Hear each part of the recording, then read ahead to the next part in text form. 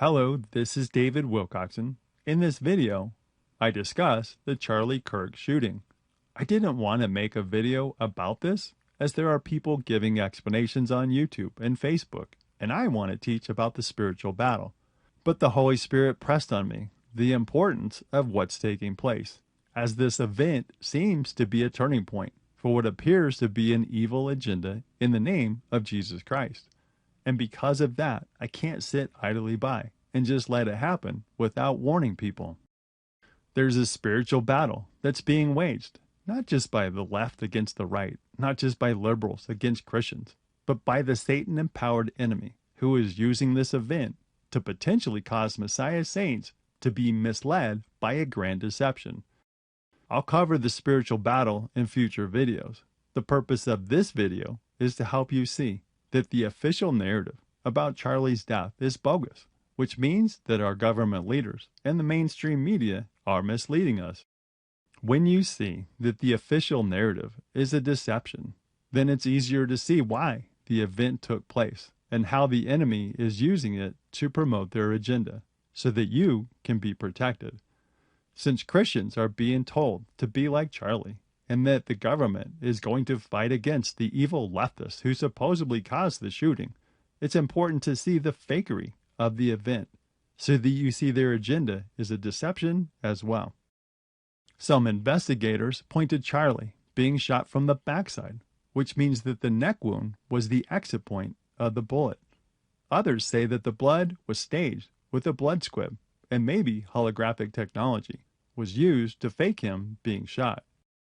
And I know that it sounds absurd that it was faked, but if you watch all the video, you'll see the evidence and you can decide what the truth is. I'll go through the key problems with the official narrative so that you can see how we're being misled by government leaders and the media. The points I make should be enough for you to see the major problem with the official narrative about Tyler Robinson being the shooter. The first problem is the lack of security at this event. Given that President Trump was supposedly shot by a gunman who was on a rooftop, and that Charlie is associated with Trump, and that people oppose what Charlie says, one would think that the security level would have been very high. But students reported that they were surprised that the school did not check for tickets, did not have checkpoints into a secure area, and didn't do pat-downs. A drone could have been used to make sure that nobody is on the rooftop before and during the event. Someone should have been on a rooftop to overlook the other rooftops, and security should have been scanning the rooftops with binoculars, but none of that seems to have happened. It's almost as if the university was told not to have a security team in place because the perpetrators didn't want an outside security team to see that the official narrative is wrong. The next problem is the immediate treatment of Charlie. Given the amount of blood we saw because the carotid artery appeared to be hit, the next priority was to stop the bleeding, not to get him to a hospital. Normal protocol would have been to get him to a safe place, apply pressure, and stabilize him before transporting him. When you watch the video of the people around Charlie, nobody seems to be applying pressure. And when their hands come up into view from behind the table, there's no blood on them. That seems hard to believe, as they would be using their hands to apply pressure. Normal protocol would have been to have an ambulance and EMT at a large event like this, with a national speaker who gets opposed by people. Why was that not the case here? It seems like the perpetrators did not want a local EMT to see Charlie or an ambulance to take him to the hospital. Putting him in a private vehicle conveniently removed the body from the scene so that outsiders didn't view it to see something wrong with the official narrative. If he was savable, a campus medic would have done more in the vital minutes after the shooting than commuting him to a hospital without medical care. The fact that Charlie wasn't treated on the ground by medics is not normal for trauma response. It either signals gross protocol breach or deliberate narrative management. Charlie's friend, Frank Turek, said that he was dead immediately, so there was no need to remove his body from the crime scene. But if it was faked, they couldn't leave it there for outside police to investigate. There seems to be a deliberate plan to not let outsiders see the body. All of that seems to point to them taking action to make sure that no outsiders were able to view Charlie's body, lest they see that it was faked. The next problem is the lack of a crime scene. No university, emergency service, or public safety or campus police force took control of the scene of a murder or cleared the danger area of students.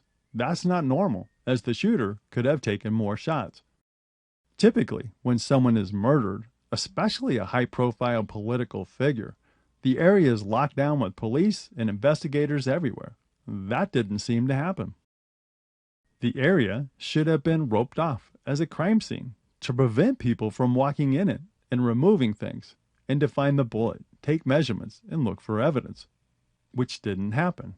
Failure to look for a bullet around the stage makes it seem that those involved never intended to find one, which makes it seem like the event was faked. Within 10 minutes of Charlie reportedly being hit, the camera behind Charlie was removed from the crime scene by a Turning Point USA worker. He then removed the memory card and put it in his pocket. Well, why would he do that? To cover over evidence? Why did he not give it to the authorities? And to make it worse, that worker used the chair that Charlie was sitting on to reach the camera, messing up the crime scene. Why are investigators not demanding that footage from the camera, which had a unique perspective? Imagine working for Turning Point USA and witnessing your leader being shot and killed. Would your priority be to tear down the booth? No, you would be in shock, but they worked as if nothing had happened. That only seems to make sense if they know that he's not dead. Strangely, just a few days after the event, the university had the area where the tent was located rebuilt. They installed pavers over where the grass used to be, which means that evidence such as blood or the lack of on the grass and the bullet is lost. So here we see an overview shot. The tent was located right here. They pulled up all this grass, which had evidence in it, and they paved it over. The next problem is the absurdity of Tyler Robinson's messages. One day after he supposedly shot Charlie, investigators said that Tyler Robinson logged into his Discord account 2 hours prior to his arrest and posted a confession to his friends. He supposedly said, "Hey guys, I have bad news for you. It was me at UVU yesterday. I'm sorry for all of this. I'm surrendering through a sheriff friend in a few minutes. Thanks for all the good times and laughs. You've all been so amazing. Thank you all for everything."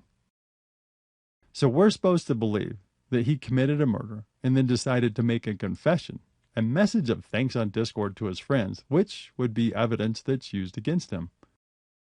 Investigators shared reported text messages between the accused gunman Tyler and his roommate Lance Twiggs, in which Robinson's admitted to killing Charlie. The conversation seems like an AI-generated conversation that's designed to give all of the information needed about the patsy to answer investigation questions.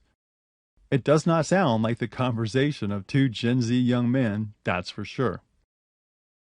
He clearly identified himself as Tyler James Robinson, which seems absurd as they've texted before and know who it is, but it serves to properly ID him for supposed evidence.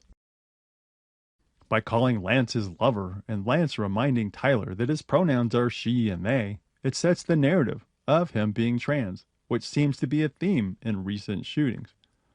Tyler reportedly confessed to committing the crime. He declared that he used his father's old .30-06 rifle, linking him to the gun that was found near the campus university. He stated why he left the rifle in a wooded area by the campus. He stated why he did it, saying that it's because of Charlie's hatred, providing a motive. He admitted to engraving bullets with messages, which were reportedly found in the gun's firing chamber and magazine, creating a match. The conversation provides all of the talking points for why Tyler supposedly carried out this crime. The supposed text message conversation seems like it was written to mock people, As it's so absurd to believe that a guilty person would post his confession via text messaging, which is recorded by his mobile phone company. Tyler reportedly stated in the text message, "To be honest, I had hoped to keep this secret till I died of old age. I am sorry to involve you." But before the shooting, he reportedly wrote a confession note for his roommate to find, so he wasn't trying to keep it a secret. Alternative media, controlled opposition people like Candace Owens and Tucker Carlson are questioning the official narrative, as their role is to teach some truth. And they're pointing to other people having a motive to take Charlie out, specifically Israel, as Charlie had spoken against the actions of Israel's leaders in recent months. Candace says that Tyler's father does not believe that his son committed the crime, and that Tyler disputed that he had shot Charlie. A family friend, who is a former police officer, contacted Tyler's family and told them that Tyler had been identified as the shooter. He convinced Tyler to turn himself in a peaceable way, rather than have a SWAT team come to the house. So that doesn't align with the father supposedly turning his son in and the narrative of him being paid a $1 million reward. This provides additional proof that the Discord and text messages were made up to frame him, as Tyler denies his involvement. And when you see the evidence, you can see how Tyler was set up as the patsy. The next problem is the magic bullet. The testimonies from hunters who are making videos about this event, who shoot .30-06 rifles, reveal that the high-velocity round has a lot of kinetic energy, so much that it can pierce through steel plates. And here's an image of a .30-06 round going right through a steel plate. The velocity of the round can knock over a large elk, so it would have knocked Charlie backward out of his chair. Instead, he just slumped to the left and then was pushed out of the chair to the ground by his bodyguard. Former CIA agent and NRA gun trainer Larry Johnson said that a .30-06 round would have done much more damage. Even if it hit bone, it would have shattered the small neck bones, which are separated by disc, and kept going. But there was no exit wound on Charlie, or splatter on the wall behind him. The official narrative is untenable. If Charlie was shot, it seems to have been from behind, with a smaller caliber bullet, which would make the large exit wound on the front of his neck. So here's an entry wound for a 9mm, but here's the exit. So it goes from that to that. And if you go up like a 40, it goes from that to that. And the wound on his neck appears large like these instead of really small like these. Or the blood coming out of his neck was faked with the blood squib, and there was no bullet. Here's the squib kit, which has CO2 pressure cylinders which push the blood from the blood reservoir through tubing to the spray nozzle. On the company's website is this image showing how the blood spurt looks, which is like what we saw with Charlie. And note what it says. It says that it's perfect for creating beautiful gunshot wounds each and every time. Andrew Colvett, Turning Point USA spokesman and executive producer of the Charlie Kirk Show, proclaims that he spoke with Charlie's surgeon, but he did not give the surgeon's name. The doctor reportedly said that there was no exit wound because Charlie's body was very strong and it stopped the bullet. He said that the coroner did find the bullet just beneath the skin, but there's no record of a coroner examining Charlie's body. That seems to be a lie to cover over why there is no exit wound and to make Charlie seem like a superhero, even in his death, as he supposedly stopped the bullet from hitting others behind him. But again, a .30-06 round would have gone right through him. There's no way that a bone, the small bones of the neck, would have stopped that round. Did the coroner give the bullet to investigators? Did they match the bullet to the gun? None of that has been mentioned by the investigators. And Charlie Kirk's friend, Frank Turek, said that Charlie died immediately. So by the time they supposedly got to the hospital, surgery would not have been needed. So it seems that Andrew made that whole story up. I've not seen the name of the doctor, nor has there been an official statement from the hospital. And it seems like the doctor's story about Charlie's neck stopping the bullet violates HIPAA patient privacy laws, as it was told to an individual, not in the form of an official hospital statement. Given that Charlie's team should have called the hospital or 911 to let them know that they're coming to the emergency room, I've not seen any reports of a team at the hospital waiting for the SUV to arrive or any witnesses seeing it happen. And I've not seen any mention of the security team calling 911, which doesn't make sense. All of that makes it seem like Charlie was not taken to the hospital and that the whole narrative was made up. Interestingly, it's been reported that a private jet disabled its location monitoring system, which is against protocol, while departing from Provo Airport, which is 10 minutes from Utah Valley University. And they did that 1 hour after Charlie was taken out. The jet is owned by Derek Maxfield, a wealthy donor to the Chabad Lubavitch of Utah.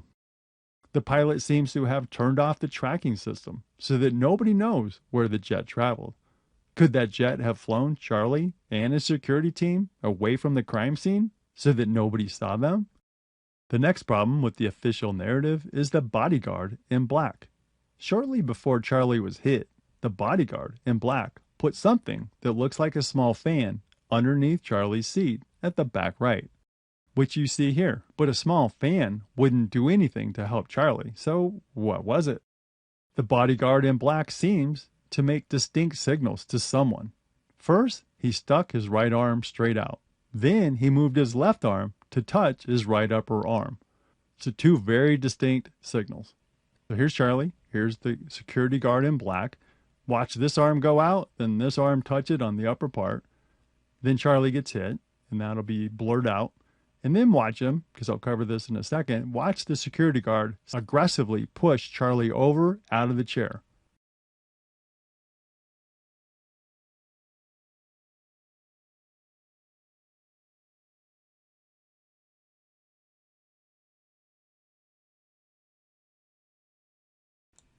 So one more time, watch the signal with this arm, then this arm, and then watch him come over and aggressively push Charlie under the ribs, up and over and out of the chair. There's one signal, there's two signals, shot takes place, and then he comes over and pushes him right on the ribs out of the chair, so he falls over.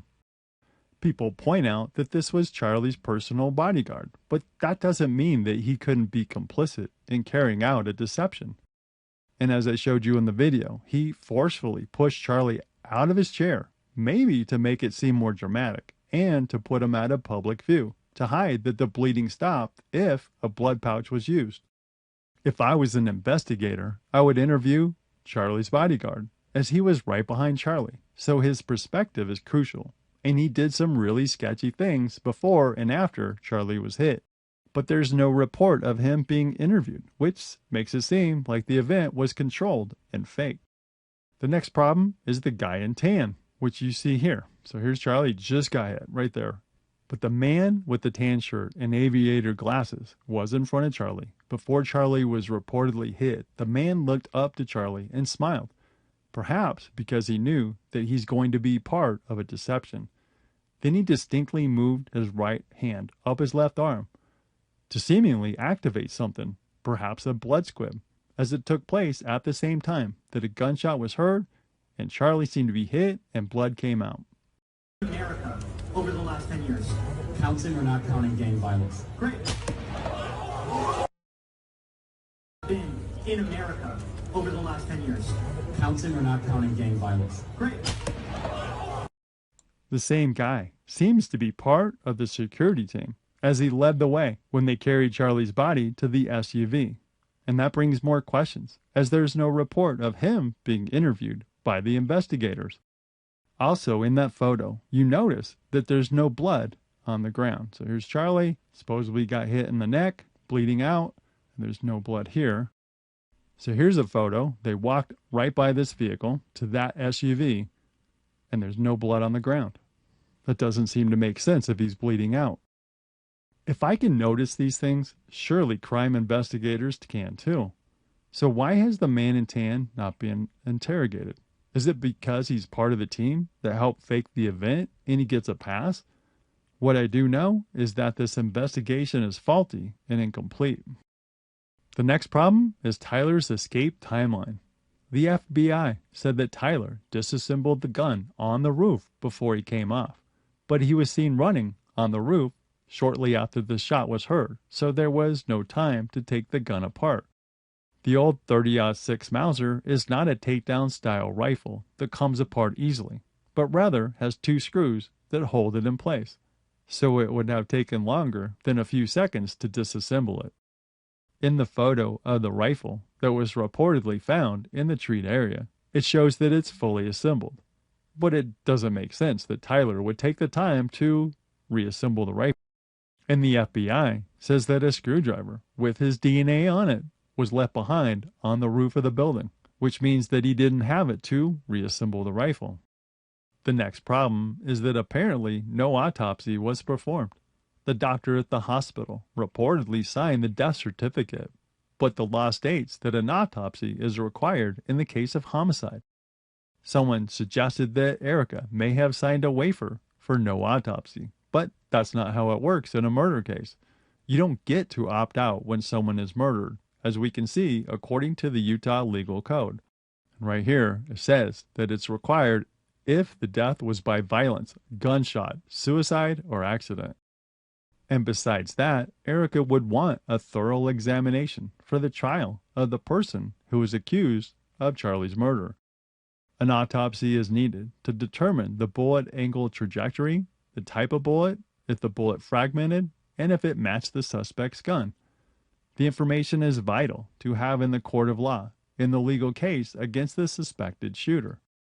Only after the autopsy was complete would the chief medical examiner sign a death certificate. All of that makes it seem like Charlie didn't really die, as they bypassed having an outside autopsy team look at the body. And the story about the doctor at the hospital seems to be made up. The next problem is the Charlie Kirk Memorial.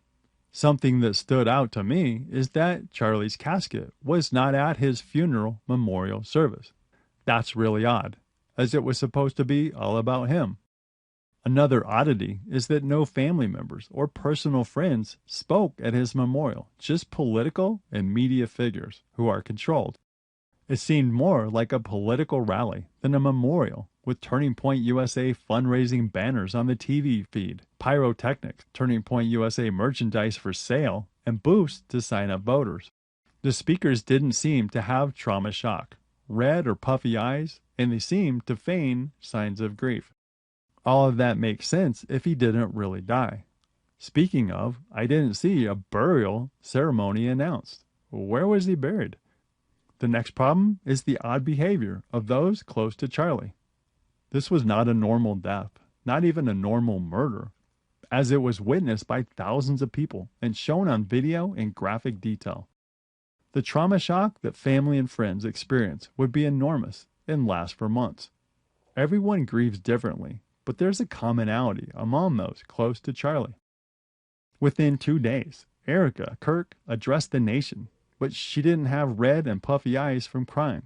Though she dabbed at the corner of her eye, Erica didn't break down from trauma shock or openly cry. Maybe she's a really strong woman, but that's not normal behavior for a grieving widow. And now 3 weeks later, she's all smiles and laughter on the set of the Turning Point USA podcast. Charlie campaigned for Donald Trump, and they shared the stage many times, so they know each other well. 2 days after the event, the media asked Donald Trump how he was doing in regard to Charlie Kirk. And Trump said, "Very good," and then proceeded to talk about the new ballroom that's being built. That's not normal, but then again, it's Donald Trump. 5 days after the event, Candace Owens talked about her friend Charlie, who she worked with at Turning Point USA and had done many events and interviews with, and she had no signs of trauma shock, no red eyes, no puffy eyes. That's not normal. Mickey McCoy, the Turning Point USA Chief of Staff, who Charlie empowered to work at the company and advance in his role, said in an interview that it was the best 6 years of his life, and he was all smiles when interviewed a week after the event. He showed no signs of trauma from losing his boss and friend. Charlie's friend, Frank Turek, who said that Charlie was like a son to him, who was by the stage during the traumatizing event, gave a relatively emotionless interview within a few days of the event. He displayed no trauma shock and didn't have red or puffy eyes from crying about his friend. That's not normal. The same is true at Charlie's memorial. Most of the speakers were relatively happy, especially Tucker Carlson, who oddly laughed a lot. People who are lying often have what's called duper's delight, when someone smiles in anticipation of, during, or following a lie. The people close to Charlie didn't show signs of trauma shock, which can grip you for a long time after the death of someone you loved. Just the thought of them can make you lose your composure and make you unable to talk. It's possible that this event was faked through sorcery, the use of a blood pouch, and maybe even holographic technology to enhance the effect on the video, and that Charlie is still alive. That explains why they would move his body away from the crime scene, so that outside police and EMTs would not see the fakery. That explains why they would take his body in a private vehicle rather than let the ambulance take him, so that outside paramedics and hospital staff would not see that it's been faked. That explains why there's no report of a trauma team meeting the SUV at the hospital or an official hospital statement from the attending doctor about Charlie. That explains why the crime scene was not roped off and secured and the video camera allowed to be taken. That explains why there was no massive police and investigator presence after the shooting. That explains why investigators have not interviewed the key people who were around the stage. That explains why the speeches from those close to Charlie sound so disingenuous, with no normal emotions of a grieving person. That explains why there was no burial service or information about the burial location. There's much more evidence that researchers are posting on YouTube, but I think the talking points that I covered provide enough proof to know that the official narrative the government leaders and the media are providing it to us are bogus. When you look at the absurdities of the official narrative, it seems like the perpetrators are intentionally mocking us, as they know that most people will just blindly trust the government leaders and the media. They seem to be mocking us with the unbelievable text conversation between Tyler and his lover, with the magic 30-06 bullet narrative, with the reference to Valhalla, which I'll cover in the next video, and by Charlie either being taken out by someone else or his death being faked. I don't know who shot Charlie or if it was faked using sorcery and technology. What I do know is that the official narrative does not make sense. And I believe that there's a much darker agenda at hand. We're in a spiritual battle, and to be protected and win the battle, we have to have eyes to see the plans of the enemy. Pray for eyesight, for the Holy Spirit to remove the scales of blindness that the enemy has created through programmed narratives. In the next video, I'll show you some bizarre things that seem to point to the Charlie Kirk shooting taking place on September 10th. If this kind of information benefits you, please like the video, comment, and share it with others, as this helps get it ranked so that others will see the explanations. Subscribe to the channel if you want to be notified about new videos.